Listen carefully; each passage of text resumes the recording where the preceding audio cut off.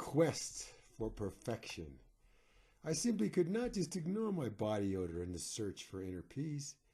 Got flipped off while talking to Sally on my cell, driving to my yoga class. Well, actually, I go a couple times a week. It's only like $35 a month. I think I really noticed something after only a couple classes. The other day, I almost touched my toes for the first time since I can't remember. I was really getting out there as we lay in the chorus position. Then I fell asleep. It felt sort of like I saw myself take off silently in one of those rescue helicopters. Why, the traffic didn't even bother me as I drive home alone all the way back home. I think I scratched the side of a hybrid floating out of my SUV in their parking lot. Shutting down my comm device, I was shedding my earthly concerns before the class. I knew I needed another measured portion of the infinite really soon. I was still a pilgrim despite the deeply worn tracks I followed through our rodent warrens. I dropped my thoughts of dinner and even forgot to call all my office foes for just a moment. I sought to see myself on a lovely beach in a rainbow sunset framed by reflecting clouds. I was only dimly aware of a woman's gas in front of me as we assumed the next position. I repeated the computer-generated nonsense symbol that was my unique and personal mantra. I pursued this inner quest as vigorously as I had pushed to get the kids through school.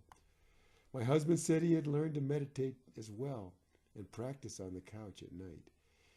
Visions of the eternal void maybe just came to me in short bursts as I exhaled. I took to going barefoot in loose clothes all the time in the privacy of my own home. My cooking shaded away from meat and towards instant packaged Asian main courses. Sometimes I felt a twinge of guilt sipping on a latte instead of bathing in the Indus.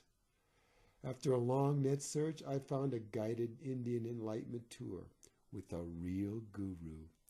I began to see a bit of God in all the plants and insects as I sprayed and weeded my garden. Passionate conservatism began to make a lot more sense as my eyes slowly opened. I peeled off layers of consciousness with the onions, searching through my life's mandala. Many weekends I applied but a half a coat of makeup and wore my hair quite simply.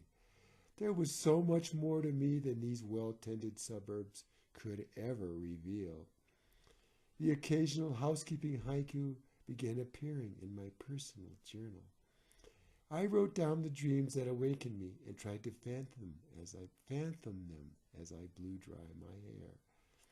Sometimes the New Age music cable channel brought quiet, purging tears to my eyes. I spent 20 minutes in the parking lot listening for songbirds on my way to grocery shop. Changed my ringtone to a soothing melody and tried to let up on the car horn. Began to sense the triviality and the banal and uninsightful existence of others. Adopted a Tibetan orphan overseas on the internet and walked dogs at the shelter. Took comfort in knowing that I was following the ancient path of enlightenment.